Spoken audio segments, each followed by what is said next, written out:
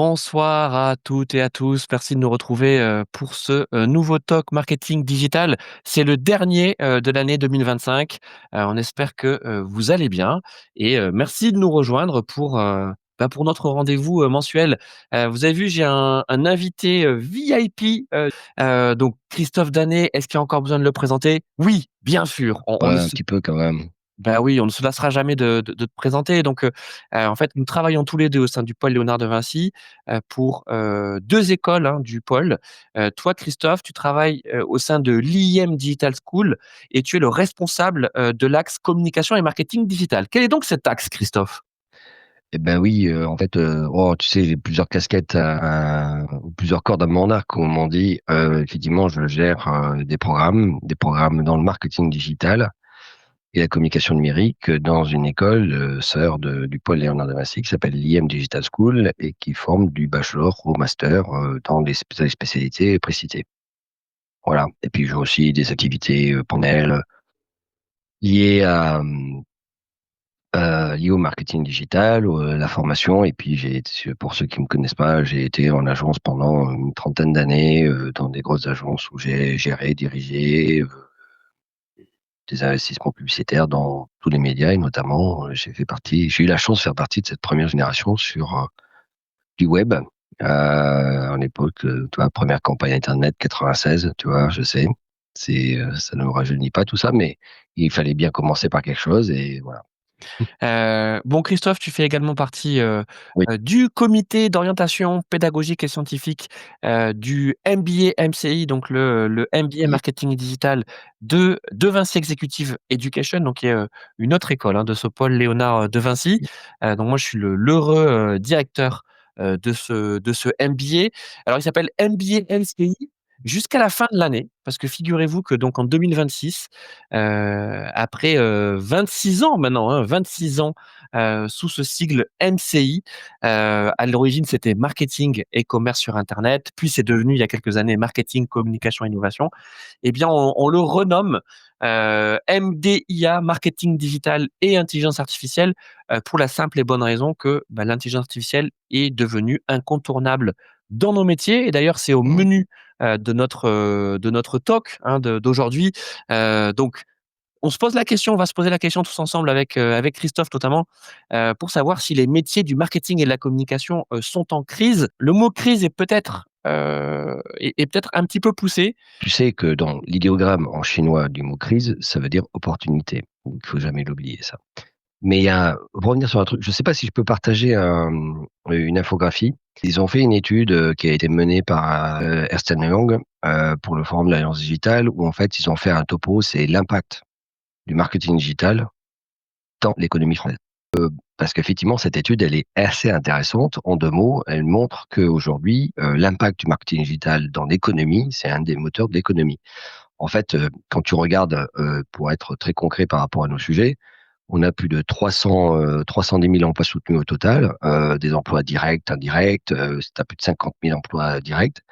C'est un pilier de l'économie puisqu'en fait, en termes de valeur, on parle de 5,6 milliards de valeur ajoutée directe, d'accord? C'est à faire beaucoup plus que le cinéma, la musique et même le jeu vidéo qui est souvent cité en exemple là-dessus. Donc, c'est un impact pour l'économie globale qui est assez fort. Il faut savoir que sur le marché, la France est le deuxième marché de l'Union européenne derrière l'Allemagne. Donc, tu vois, c'est quand même pas nul. Et il y a à peu près plus de 18 000 entreprises, donc 96, qui sont souvent des TPE, des petites entreprises. Donc, on sonde souvent les gros et les GAFAM et compagnie, mais il y a plein de petites boîtes qui aujourd'hui emploient et font du marketing digital dans la globalité. Par exemple, tu vois, sur les 300 000 emplois de qualité qu'il y a dans ce truc-là, l'étude soulignait qu'il y avait plus de 80 000 freelances. Tu vois, ça, c'est un secteur qui est plutôt intéressant là-dessus. Et il y a également des emplois indirects aussi, côté annonceur. Il y en a, on estime à peu près à 120 000. Donc, tu vois, ça, c'est plutôt la bonne nouvelle. Donc, c'est vrai que les ETP, les équivalents temps plein, comme on parle dans le jargon, montrent qu'effectivement, il y avait un vrai foyer et que aujourd'hui, la croissance, elle est 5 fois plus rapide que le PIB français.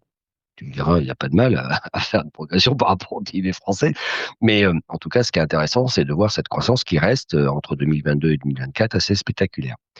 Et c'est vrai que là-dessus, toi, les freelances, beaucoup de freelances, alors je pense que la période Covid a été un moment important, multiplié par 2,6, donc tu vois, donc on est vraiment intéressant. Et alors ce qui est intéressant, c'est que ça innove en permanence, bien plus qu'en proportion, enfin pas en valeur bien entendu, mais en proportion, en pourcentage, que le marché de l'industrie automobile par exemple, tu vois. Donc pour te dire, nous on est à 11,5% quand le marché de l'automobile est plutôt à 3. Tu vois. Donc on voit, tu vois, qu'il y a aujourd'hui un engagement aujourd'hui qui est super important.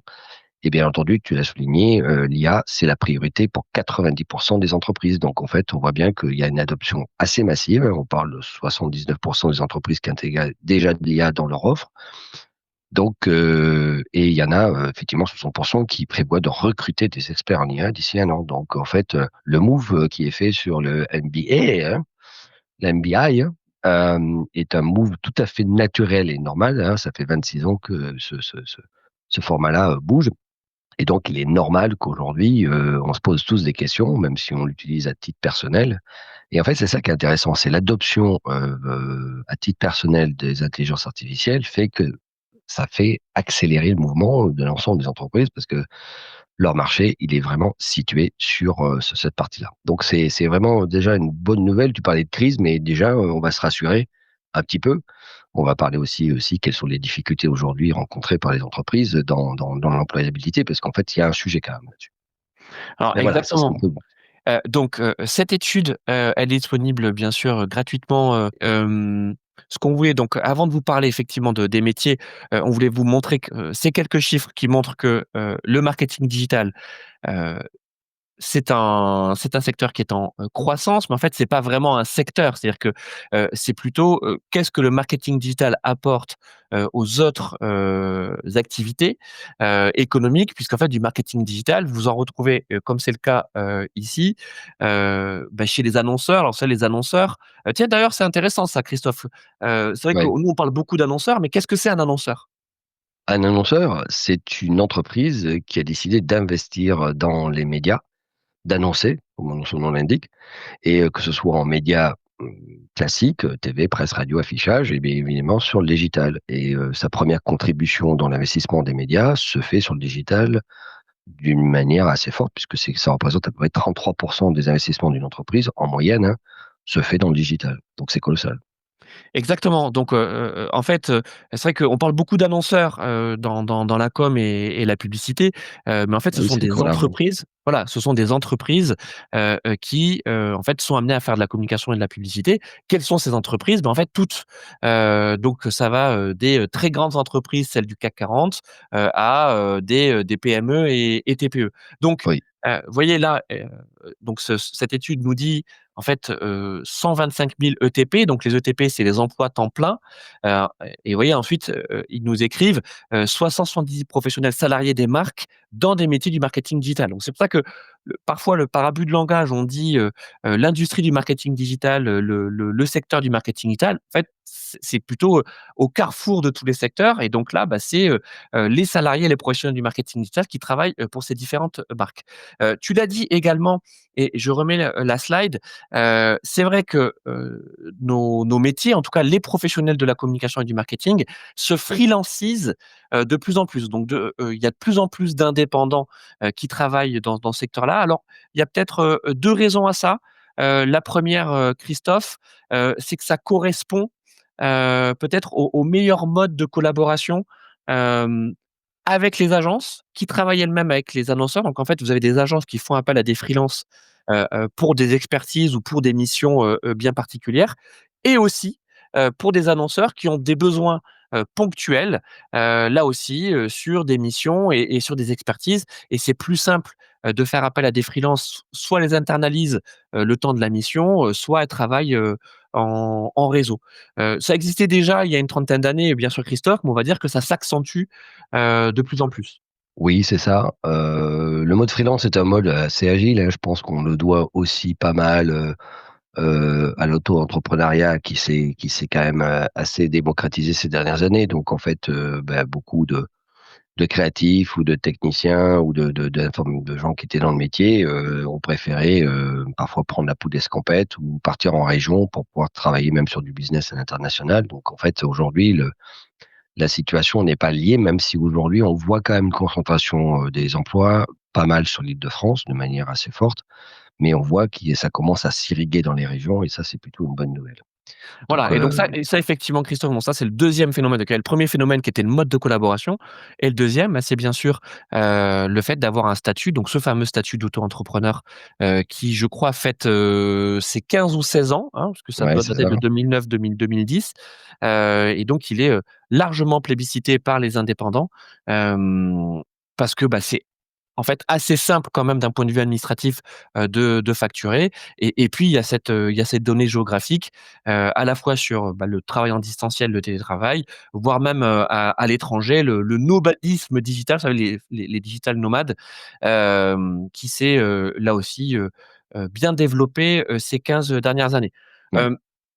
On peut quand même parler aussi du côté sombre, hein, de ce freelancing.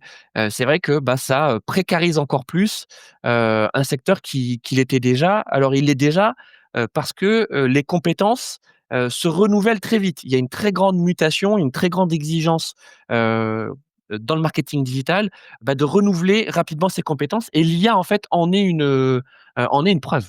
Ah ouais, plus qu'une preuve, je pense que ça en est un accélérateur absolument sans précédent.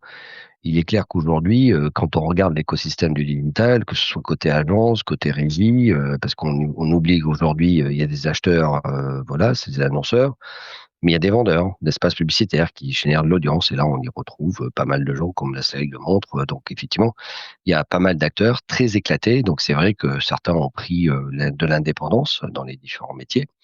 Et puis il y a tout ce qui va graviter autour. Toi, par exemple, l'arrivée du RGPD, aujourd'hui sur, la légis le règlement général sur la protection des données européen, a engendré aussi de nouveaux métiers. On parle de par exemple DPO, Data Privacy Officer, qui sont des gens qui vont contrôler que éthiquement et que les règles de l'acquisition de données se fait dans les bonnes conditions.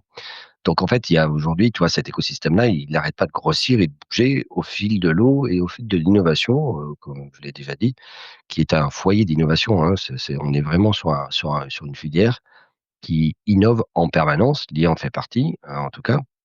Et effectivement, on a aujourd'hui, que ce soit en agence, en régie ou en freelance, ou chez l'annonceur, aujourd'hui, l'IA a conquis la totalité de l'écosystème sans aucun problème d'ailleurs, C'est ça avec beaucoup et donc c'est la d'adaptations. raison pour laquelle on vous met cette slide, donc qui est, la slide qui résume en fait comment cet écosystème du marketing digital fonctionne. Alors, encore une fois, hein, là on parle de la France, mais à peu près tous les marchés fonctionnent de la même façon, en tout cas sur Oui, cette slide. il y a quelques nuances à apporter parce qu'en France, on est un peu plus réglementé, avec la loi Sapin, par exemple, tu vois, sur, le la mesure de la transaction entre les acheteurs et vendeurs qui est aujourd'hui contrôlée avec des règles bien strictes, ce qui est pas toujours le cas dans les autres pays. Donc effectivement, il y a un peu plus d'attitude, même s'il y a d'autres règles qui sont aussi imposantes là-dessus. Mais mis à part ça, effectivement, on retrouve à la fois des technos, on retrouve à la fois des acteurs qui vendent de l'espace et vendent des audiences ou de la data, et des acteurs qui vont faire l'intermédiation entre les annonceurs, ceux qui achètent, et ceux qui produisent des audiences. Et donc, bah, là, on arrive, à Mmh. l'IA, mais avant de parler de l'IA, il fallait que d'abord qu'on fasse ce 1er préambule. Il y a de l'IA où?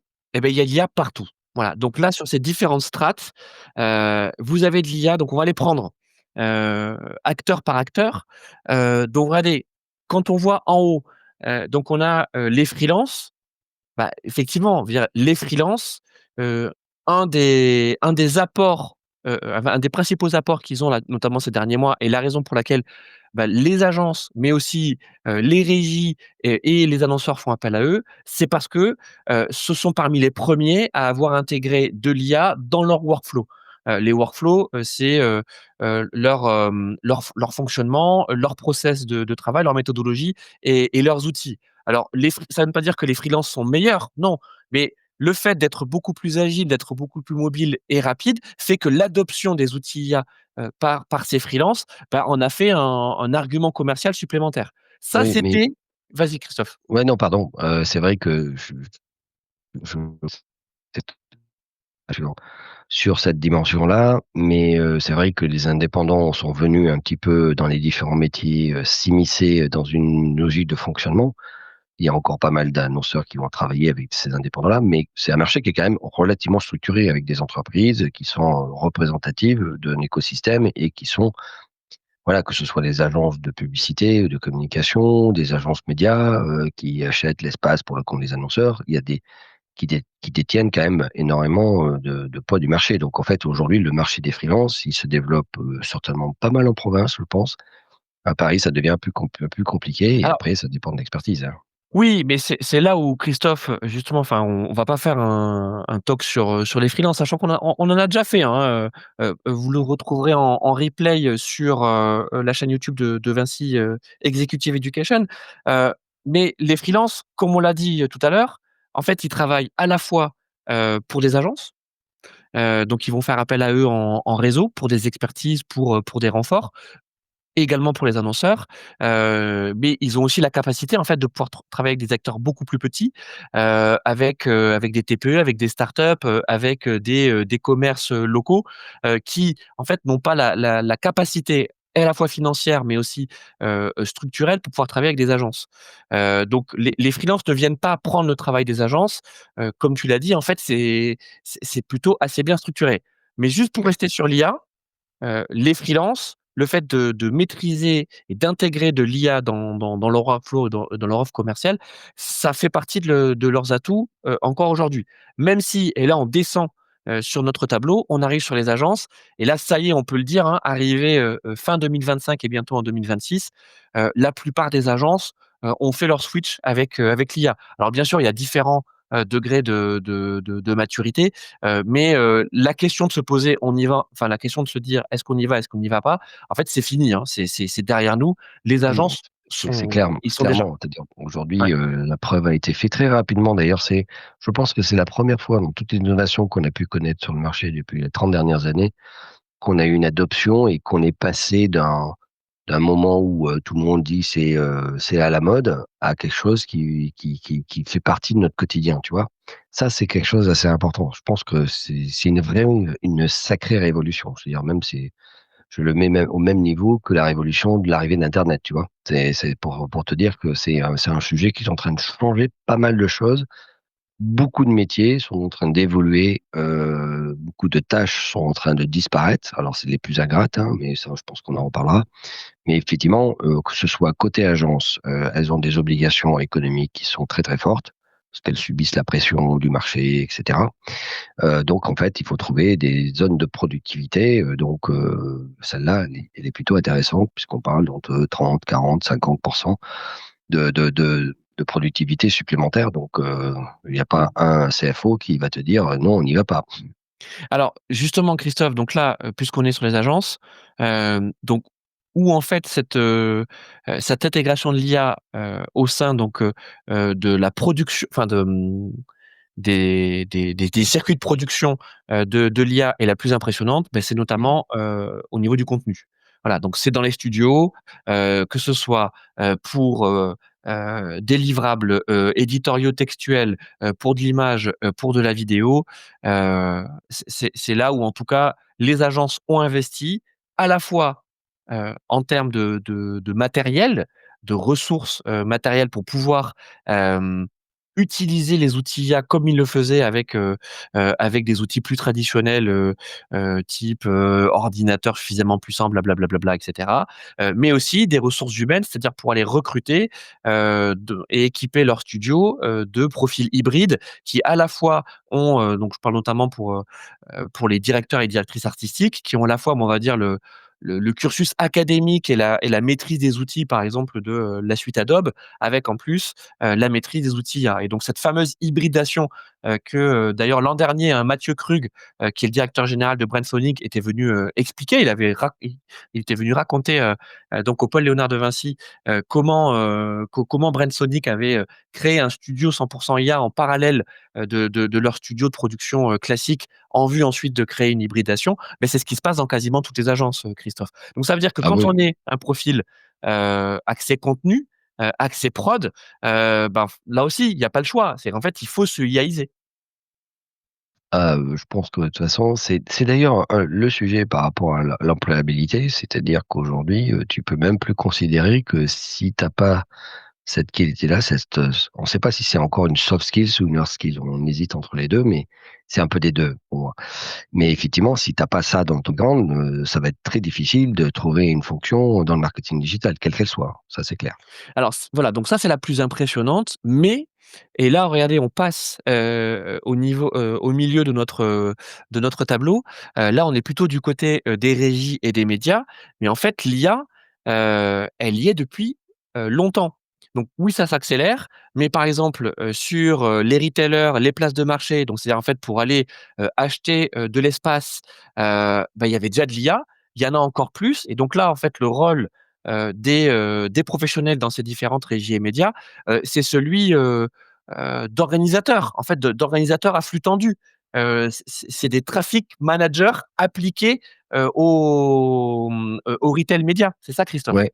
Oui, alors c'est vrai. Alors, il faut pas dissocier le monde des agences, le monde des régies, parce que c'est souvent les 2 parties, d'une même sphère. Mais ce qui est intéressant, c'est vrai que côté régie, je pense qu'il y a de l'innovation qui est assez récente sur l'IA. Il y a la logique qu'on appelle programmatique, l'achat aux enchères des audiences et des datas, comme on achète des actions en bourse, etc. Ça fonctionne depuis quasiment 2008-2009. Donc on a déjà un background autour de l'utilisation des intelligences artificielles. En revanche, ce qu'on voit arriver, c'est une nouvelle vague, une nouvelle série qui va rendre le sujet beaucoup plus facile parce que c'est assez technique. Ce sont souvent des métiers qui sont assez pesants techniquement. Il faut avoir un bon bagage technique et en plus du bagage de négociateur ou de trader. Donc c'est pas toujours évident. Mais effectivement, aujourd'hui, on est en train de s'émanciper un petit peu de la partie technique, un petit peu à l'instar, si je reprends une image un peu historique, quand l'HTML ou les premières versions du web étaient des versions qui étaient maîtrisées par les DSI, par les directions des services d'information, par le service informatique en 2 mots. Et en Oui. fait, quand ça a commencé à basculer sur le marketing, c'est devenu de plus en plus simple. On est en train de vivre cette révolution, en fait, où on voit des métiers qui étaient historiquement plus techniques, de devenir accessibles à pas mal de gens. Par exemple, tu vois, que ce soit sur la création ou la conception d'un site internet, aujourd'hui, il y a même plus besoin, même si parfois ces qualités sont tout à fait opportunes, de pouvoir maîtriser le langage HTML, le CSS et compagnie et tout ce qui s'ensuit. Exactement et tu fais bien de parler de technique parce que donc là, on arrive, regardez, sur le bas, hein, de notre tableau qui est sur la technologie et la mesure, et là, que ce soit sur la mesure de performance, sur le marketing automation, sur le web analytics d'une façon, générale et le data marketing qui parfois, est le plus aride, hein, en tout cas pour nos étudiants, c'est celui qui clairement ne connaît pas la crise. Alors oui, il y a de l'IA, bien sûr, l'IA elle va aider justement dans le traitement de la donnée, dans sa mise en valeur via notamment la data vise, mais l'IA ne pourra pas tout faire, et il y aura besoin d'avoir de vrais pilotes de ce data marketing et très clairement, les entreprises, qui font partie, donc que ce soit à la fois des éditeurs, donc qui en fait, travaillent du côté, de ceux qui produisent les logiciels qui servent à la mesure, mais également, les, agences, qui, s'occupent de cette mesure, pour les annonceurs. On peut le dire, Christophe, ce secteur-là ne connaît pas la crise du tout, et recrute, que ce soit des juniors ou des seniors, mais là attention, il y a une exigence sur la compétence. Donc il Oui, faut avoir une vraie affinité avec la data.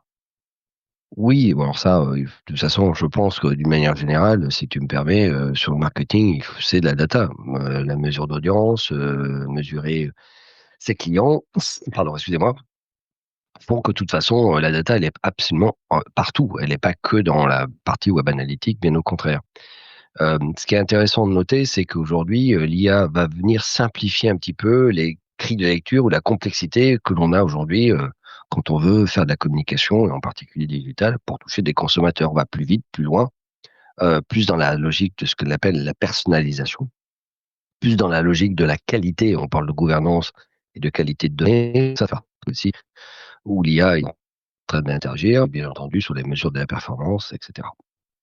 Voilà, donc bon, heu, On a été un petit peu long sur ce sujet, mais on voulait vraiment, en tout cas, vous montrer les différentes strates, les différentes couches, parce que ce dont on va parler maintenant et donc c'est la deuxième partie, hein, de notre talk où on va cette fois-ci répondre à cette question: IA et emploi, les métiers du marketing et de la communication sont-ils en crise? Et ben, on ne peut y répondre que si on a fait, ce découpage parce que, oui, je le disais, en introduction, peut-être que ce terme de crise, il est un petit peu trop forcé. Voilà, il est, on l'a un peu trop appuyé, parce que il y a pas de crise, dans nos métiers. Malgré tout, on voit bien qu'il y a quand même certains, métiers qui sont plus en tension que d'autres, et notamment ceux, qui, demandent, bah, moins de compétences techniques, moins de hard skills, tu le disais tout à l'heure, du fait de l'IA. Je continue juste à vous montrer les quelques slides de cette étude, parce qu'on vous encourage à la voir. On vous la mettra d'ailleurs dans la description, hein, cette étude de EY. Voici ce qu'on voulait vous montrer. Voilà, c'est, en fait, l'aspect vraiment technologique de ce marketing digital. Donc il y a, notamment, 2 termes dont on voudrait vous parler, c'est les fameuses ad tech et les, martech. Alors de quoi on parle, Christophe, quand on parle de ad tech et de martech? Alors ce sont des acronymes, qui font référence ad pour advertising et donc le mélange de la publicité et de la technologie et martech, c'est l'acronyme de marketing avec la technologie et en fait, on retrouve dans ces 2 univers, des entreprises qui ont, par exemple, un profil très, marqué, sur la technologie. Je prends, par exemple, Adobe. Adobe qui fait des logiciels Photoshop et cetera, toute la suite, Illustrator et qui aujourd'hui intervient également dans la partie analytique, data et cetera et va travailler, véritablement tout l'écosystème autour de la martech. Donc il passe de la martech à la tech. La tech consiste à être présent sur le marché. J'ai une audience, je monétise mon audience auprès, des annonceurs, parce que j'ai une cible qui peut intéresser ces annonceurs en particulier. Donc la technologie, elle est omniprésente. Elle est de plus en plus présente dans les logiques créatives aussi. On parle de creative tech aussi, de créatech. Donc ça, c'est le mariage entre la logique créative et la technologie, permise pour aller plus vite, plus loin, plus impressionnant. Voilà, on voit, aujourd'hui, vous êtes tous exposés, que vous vouliez ou non, à des éléments qui utilisent de plus en plus l'IA, de plus en plus des IA et des éléments pour aller toujours plus loin, pour toujours raconter des histoires qui embarquent le consommateur, hein. On n'est toujours pas des publicitaires dans l'âme. C'est ça et c'est là où cette fois-ci, on va vraiment parler de filière. Donc souvenez-vous, hein, tout à l'heure, on vous a dit le marketing digital, il est au carrefour, des autres secteurs d'activité, mais là, on va parler de la filière, du marketing digital qui sont en fait les entreprises qui travaillent dans le marketing digital, donc en fait au service des entreprises, des annonceurs, qui cherchent à faire de la publicité et donc pourquoi ce chiffre il est intéressant?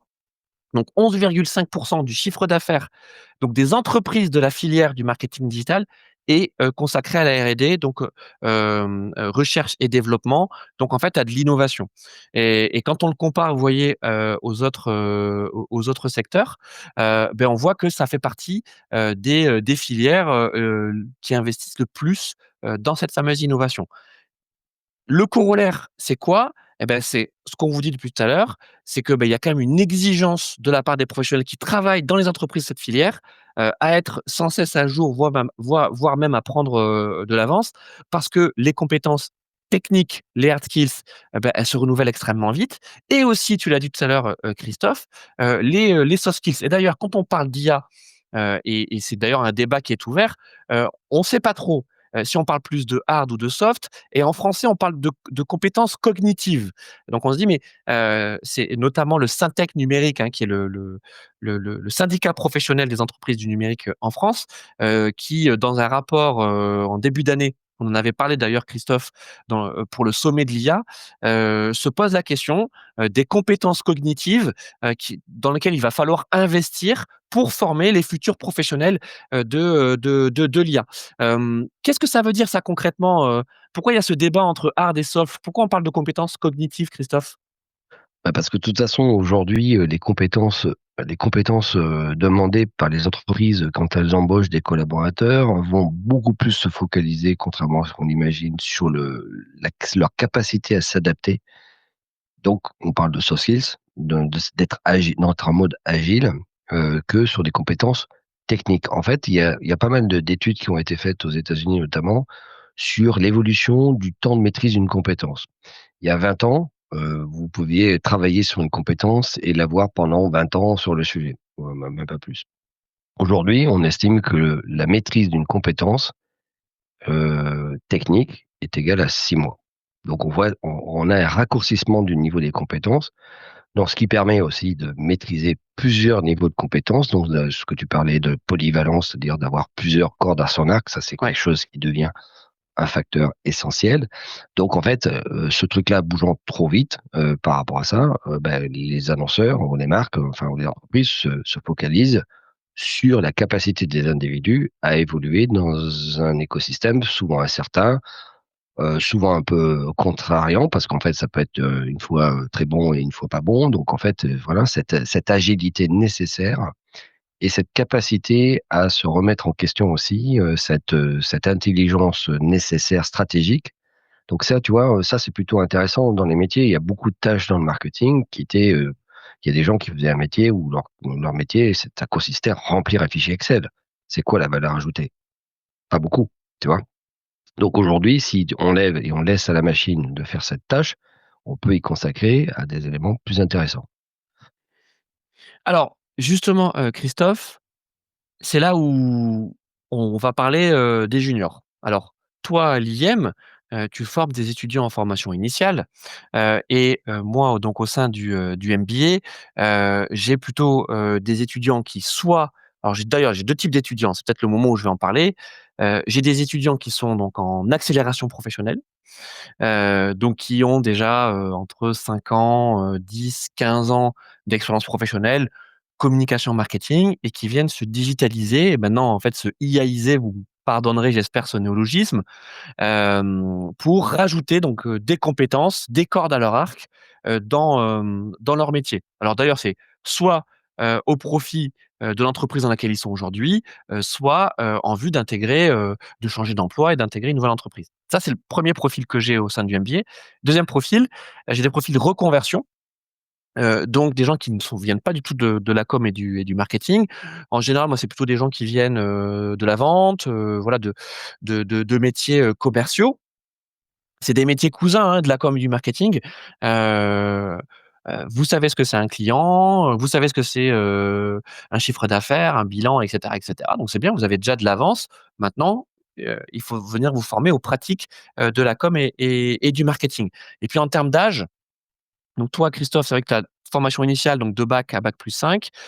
Moi, j'ai, soit des gens qui, sont en fin de cursus, donc par exemple, ils ont déjà un bac+5 à l'université et ils cherchent à encore plus se professionnaliser, et donc ils viennent faire le MBA en fait en dernière année tremplin. Soit, j'ai donc c'est des profils plus expérimentés, soit des gens qui, n'avaient pas en fait, un bac+5 dans leur cursus initial, voilà, ils ont travaillé il y a 10-15 ans, ils ont tout de suite travaillé après, je sais pas, un BTS, une licence, et donc ça leur permet d'avoir un bac+5 peut-être pour progresser, parce que c'est vrai que le bac+5, notamment dans des grandes entreprises, il permet d'avoir le statut cadre, hein, il permet d'avoir des grilles salariales, différentes. Mais je voulais qu'on parle des profils juniors, parce que, en fait, c'est vrai que c'est compliqué, hein. Nous, on voit notamment au sein de nos comités, pédagogiques, les témoignages, de la part d'entreprises, que ce soit côté agence ou côté, annonceur, qui nous disent qu'il y a eu un ralentissement, de l'emploi des juniors. Ça veut pas dire qu'il y en a plus, c'est-à-dire qu'il y a eu un ralentissement. Oui. Ce ralentissement, il est dû à quoi, Christophe? Alors, le ralentissement, alors on constate, alors début 2025, on parle d'une baisse de 5% entre 2023 et 2024, et sur le premier trimestre 2025. En fait, je pense qu'il y a un sujet autour de la pénurie des talents. C'est-à-dire que quand on est plus junior, on a logiquement moins d'expérience, donc on a du mal à faire valoir beaucoup plus ses qualités. Le marché de l'entreprise est basé aussi sur un retour d'expérience. Quelles sont vos expériences que vous avez faites ou vécues, et cetera. Donc ça, c'est clair que à ce niveau-là, ceux qui sont un peu plus juniors ont beaucoup plus de mal à se valoriser. Ensuite, il y a des facteurs aussi financiers, hein, ils sont moins chers dans l'absolu. Donc il y a d'autres difficultés pour d'autres profils plus seniors. Mais c'est vrai qu'aujourd'hui, on parle plutôt d'une pénurie de talent. C'est-à-dire qu'il faut prendre en considération qu'aujourd'hui, l'IA a changé la donne. Donc aujourd'hui, on cherche à avoir des gens qui soient à l'aise avec le sujet, beaucoup plus à l'aise, et sont capables de faire, pardon, je vais utiliser un terme anglo-saxon, upscaler, c'est-à-dire faire avancer rapidement l'entreprise dans ces univers-là. Donc ça reste toujours un prérequis. Donc je pense que les entreprises sont beaucoup plus regardants sur les profils qu'elles embauchent. Donc ce qui explique qu'elles, et puis elles attendent, tu vois, grosso modo, ça fait 3 ans, depuis l'avènement d'OpenAI et de ChatGPT, que le sujet a été pris en conscience. Donc le temps que les gens, c'est très court, 3 ans, tu vois. Mmh. Donc je pense qu'il y a un ralentissement. En fait, ce qu'on constate, il y a quand même, tu vois, il y a France Digital qui a fait une analyse. Il y a quand même une reprise sur le second semestre. Donc on voit que quand même c'est bon. Tout le monde s'est mis, oulala, on est un peu perturbé. On essaie de refaire les trucs et là, ça recommence. Donc je suis pas inquiet, et d'ailleurs 61% des cadres dans le marketing, la communication se disent assez optimistes sur le sujet. Donc on voit bien qu'aujourd'hui, ce coup de la vague un petit peu qu'on peut connaître aujourd'hui risque de s'estomper assez facilement, assez rapidement, et de retrouver, pardon, Ouais, vas-y. Non, mais le game changer, en tout cas, ce qui fait la différence, et nous on le voit avec nos étudiants, que ce soit de ton côté, à l'IM en formation initiale, ou moi, au MBA, c'est que l'IA, en fait, c'est tout de suite, un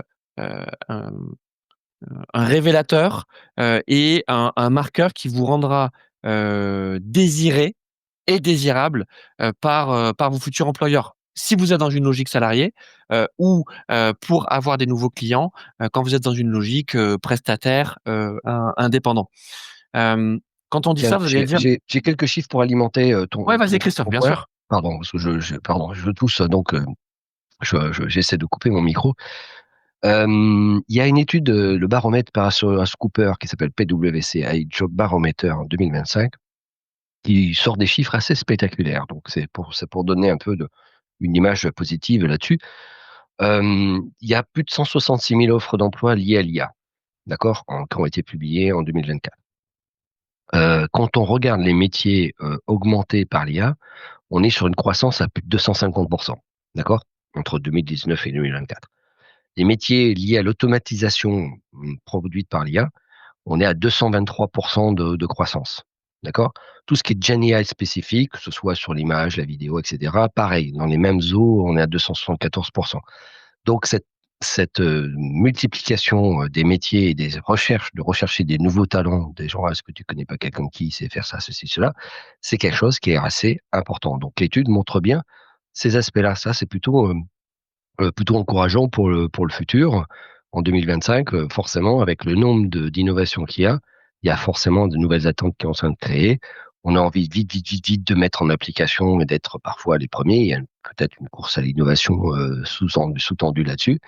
Donc voilà. Donc ça, c'est cette adoption massive par les entreprises fait que de toute façon, dans les mois et les années à venir, on va se retrouver avec un besoin hyper important qui va faire un peu un effet ciseau, parce qu'en fait, on va aussi arriver dans une période où les plus seniors d'entre nous vont quand même essayer de prendre leur retraite. Donc il y a quand même des gens qui vont partir. Et oui, voilà, ben, c'est marrant comment tu arrives à être, on est raccord là-dessus. Et donc forcément, ça va faire un creux. Et donc là aussi, ça va faire un appel d'air qui risque d'être assez important. Et donc, l'étude dont vous parlez, et d'ailleurs on terminera, avec ça, avec Christophe.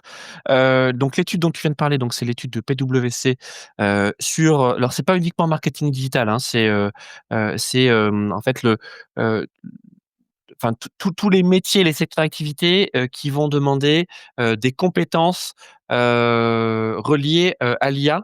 Et donc, bah, c'est l'étude 2025, donc en fait, elle s'arrête, en 2024, et on voit qu'en depuis 2023, en fait, on a atteint un plateau, et que vous voyez, chaque année, en fait, on a toujours le même nombre, d'offres d'emploi, de recrutement qui demandent des compétences IA. Attention, hein, on n'est pas en train de dire que ce sont des offres d'ingénieurs IA, ce sont, des fiches d'emploi qui, à l'intérieur, donc de leur descriptif et de leur mission, demandent des compétences liées à l'IA. Pareil, on vous mettra dans la description cette étude de PwC. Donc, il y en a deux dont on a parlé. La première, je vous rappelle, c'est celle de EY, Ernst Young, sur l'impact économique du marketing digital en France en 2025, donc qui a été présentée lors du Forum de l'Alliance digitale le 4 décembre dernier.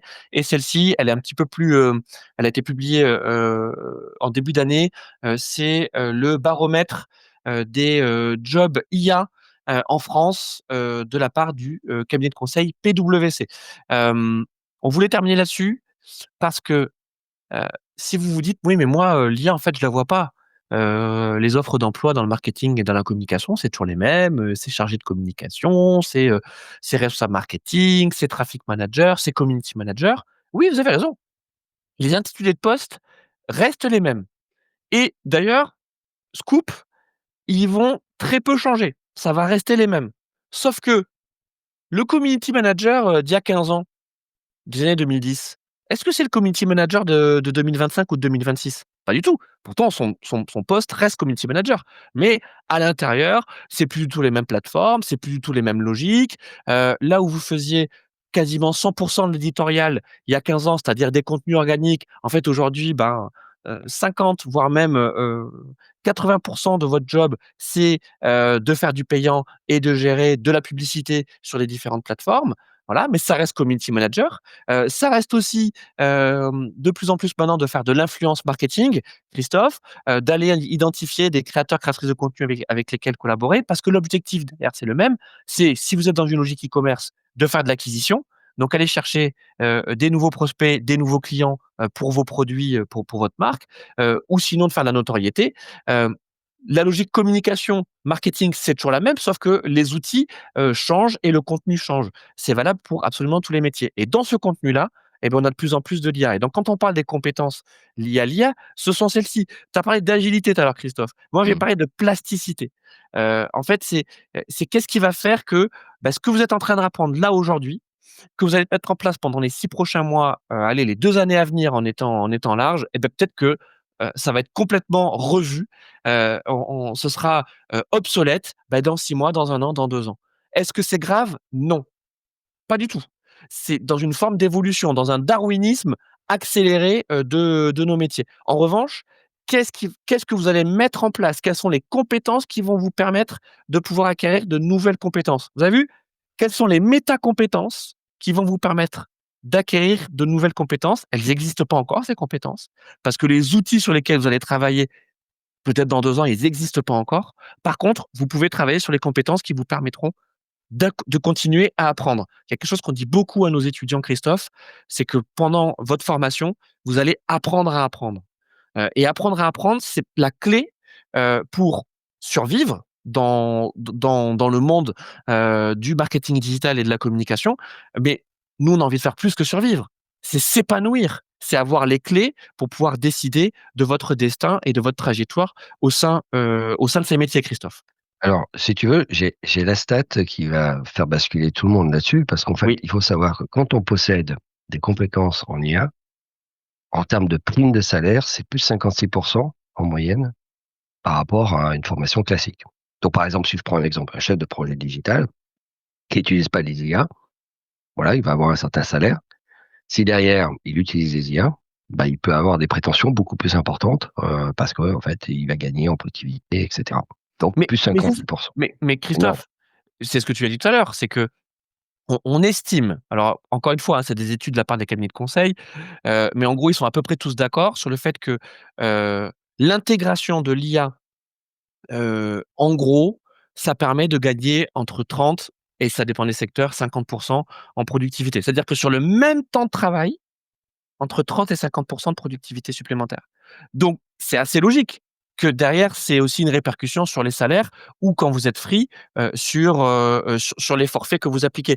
Puisque vous y passez moins de temps. Vous y passez moins de temps et vous êtes plus productif. Donc derrière, bien sûr qu'il y a une prime. Alors on ne sait pas combien de temps elle va durer cette prime, parce que là, on est en train de se parler Non, pour mais alors, 2026. moi, tu veux que je te dise, je pense que ça va durer un petit moment parce qu'en fait, si tu veux, il y a une balance à retrouver entre, le temps que tout le monde soit équipé IA. Mmh. Il va falloir quand même, tu vois, il y a quand même un plan de formation pour les entreprises, c'est compliqué. Il y en a qui vont pas vouloir suivre, hein, faut le savoir.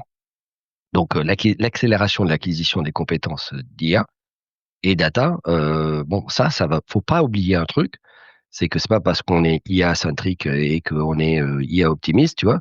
Qu'à un moment donné, ça va simplement renforcer les qualités humaines, c'est-à-dire la stratégie, la créativité et puis, on a un autre domaine qu'il faut pas oublier, c'est l'éthique. Voilà, qu'est-ce qu'on a le Exactement. droit de faire, pas faire et ça, c'est un vrai enjeu. Donc en fait, tu vois, pour moi, ça va mettre du temps quand même à absorber tout ça, tu vois? Quand on regarde le pire d'entre nous qui travaille sur les IA, H24, qu'on connaît bien, il a 3 ans d'expérience, entre nous. Voilà, donc en fait, c'est reste assez junior, hein, 3 ans d'expérience, même si c'est, 24 heures sur 24. Donc je pense que ça aussi, il faut pas oublier, c'est-à-dire qu'il faut pas le voir en disant: «Ça va tout remplacer». Ça va augmenter, ça c'est clair et ça va être un moyen, c'est augmentation, meilleure rémunération et pour cause t'en parlais sur la productivité, meilleure capacité de réflexion, ça aussi, ça peut être assez intéressant. Donc on va avoir des métiers qui vont faire le move vers des logiques un peu plus stratégiques, ce qui intellectuellement est un peu plus enrichissant que d'exécuter des tâches qui n'ont pas ou peu ou prou de valeur ajoutée dans pas mal de métiers. Finalement, toi, si ton métier, c'est de remplir des fichiers Excel, OK, mais si la machine peut le faire, toi, tu feras autre chose de plus intéressant. Alors on l'espère en tout cas le plus intéressant, Bah, c'est ça. enfin, en tout cas, il faut avoir cette ambition-là parce que sinon, c'est Exactement. sinon je vois pas comment tu veux faire. Mais Alors effectivement, le après nous, marché, voilà, nous c'est là où on refait le lien avec, ce que l'on fait avec nos étudiants, au sein du pôle Léonard de Vinci. On vous aide en tout cas à avoir cette ambition-là, surtout quand vous êtes, au tout début de votre carrière, heu, de pouvoir, voir un peu plus clair, hein, sur les différentes possibilités, les opportunités. Tu disais tout à l'heure que, une crise, c'est aussi une question d'opportunité. Heu voilà, le terme crise était galvaudé, dans notre titre. C'est pas une crise, malgré tout, il y a un schisme, qui est en train de s'opérer, heu, à la fois dans la filière du marketing digital, mais aussi dans la façon dont les entreprises, se servent du marketing digital, et la communication et donc ce schisme, on le retrouve à la fois dans les profils qui sont recherchés, donc soit ceux qui sont recrutés, donc internalisés par les annonceurs, ceux qui travaillent en agence, mais aussi, les indépendants. Le besoin, ça reste le même, hein, je le redis, hein, vous faites du e-commerce, vous vendez des produits, votre objectif, ça reste de continuer à vendre des produits et en vendre, le plus possible. Ça simplement la façon de le faire, la façon de le mesurer, la façon de faire de la publicité, de promouvoir, ben là, ça change parce que les outils changent, parce que les plateformes changent, parce que les usages aussi des consommateurs, changent et cette plasticité, intellectuelle et également des compétences, elle est liée également à ces évolutions. En fait, on n'est pas décorrélé, du marché et de la société dans laquelle on vit. C'est parce que notre société est en pleine évolution que nos métiers le sont aussi. Alors comment on peut y remédier? Eh bien, vous avez compris que, nous sommes tous les 2 donc des, responsables académiques, donc au sein, du pôle Léonard de Vinci.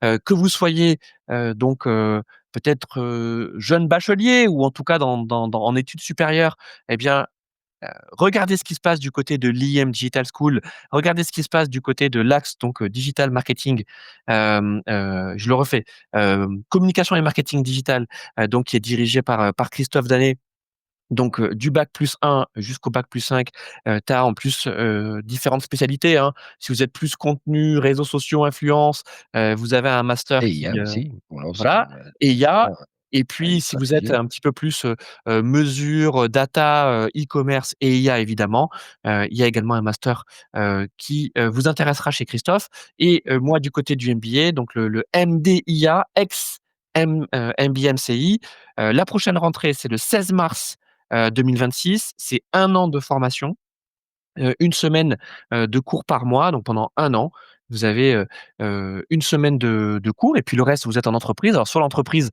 qui vous sponsorise, hein, c'est l'entreprise dans laquelle vous travaillez qui vous sponsorise pour faire ce MBA parce que, bah, en fait, elle a envie d'avoir vos nouvelles compétences, soit, parce que vous vous formez, bah, pour vous réinsérer, dans ce marché du marketing digital.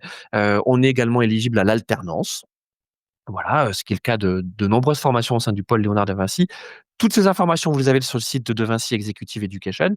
Et puis maintenant, si vous souhaitez continuer à suivre ces talks, donc avec Christophe et moi-même, eh bien, nous avons lancé en début d'année dernière un média au sein du pôle Léonard de Vinci qui s'appelle Let's Go Digital.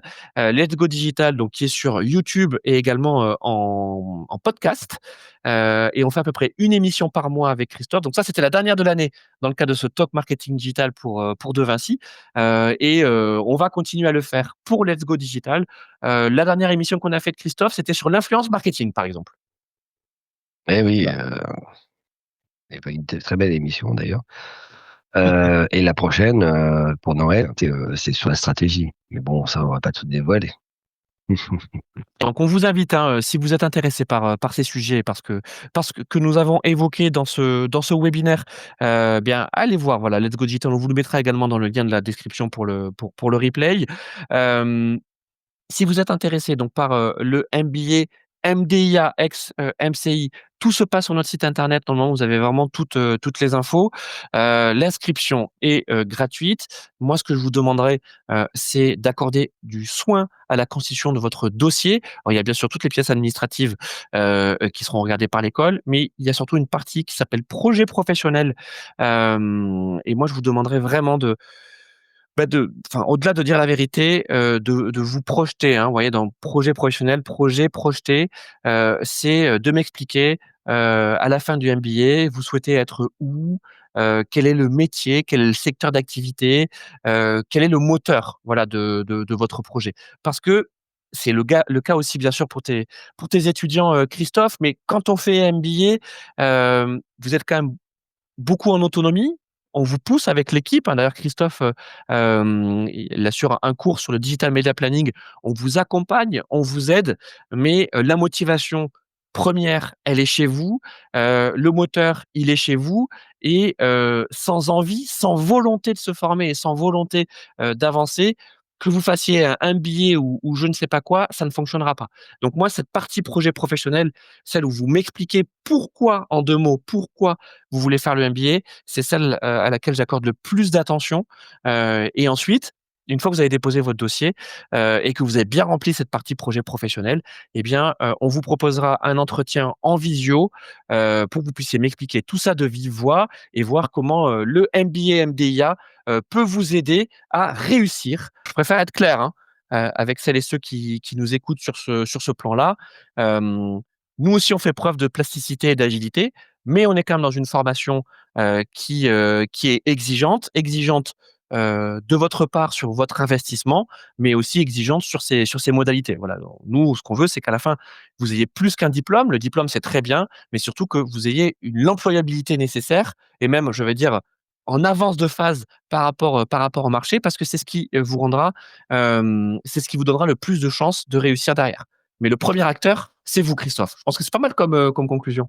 Oui, alors là, oui, c'est sûr. Et en fait, faut pas se pré enfin, moi, si je peux juste rajouter juste un point qui est, si vous connaissez rien et que vous avez envie vraiment de vous former, sur le sujet, le MDA, c'est ça qu'on dit? MDIA. MDIA, est une formation parfaite pour s'affranchir des barrières que l'on se met quand on veut rentrer. Bah, je suis pas techno, ça, c'est pas grave. Moi, je vois des étudiants en sortie, puisque je peux témoigner parce que ça fait quand même quelques années que j'accompagne, cette formation. Je vois des gens sortir et faire leur digital out, vraiment, et devenir de vrais experts du marché reconnus. Donc en fait, franchement, pour moi, c'est une des meilleures formations parce que je ne dis pas ça parce que je suis dedans, mais surtout parce que le training est très très bon et l'engagement il est vraiment exceptionnel. Alors c'est vrai que, et voilà, on terminera vraiment là-dessus. Je sais que je le dis depuis tout à l'heure, mais c'est vrai c'est notre responsabilité avec l'équipe pédagogique et dont Christophe fait partie, de créer une ambiance propice, à cet apprentissage, intense, exigeant, mais toujours dans la bienveillance et toujours dans la bonne humeur. Il y a un vrai esprit, de cohésion et de progression, mutuelle dans ce MBA. Mais je le redis, les premiers acteurs, c'est vous. Si, chaque mois, je propose un live alumni, donc un témoignage, avec un alumni de la formation. Ça fait maintenant 3 ans qu'on fait ça. Vous pouvez d'ailleurs, retrouver ça sur le podcast, Let's Go Digital, hein. Sur le podcast Let's Go Digital, vous pouvez trouver les témoignages, d'alumni, qui ont fait la formation, il y a, 2 ans, il y a 5 ans, il y a 10 ans, il y a 15 ans. Moi, je suis moi-même un alumni du MBA, j'ai fait le MBA il y a 8 ans, vous voyez?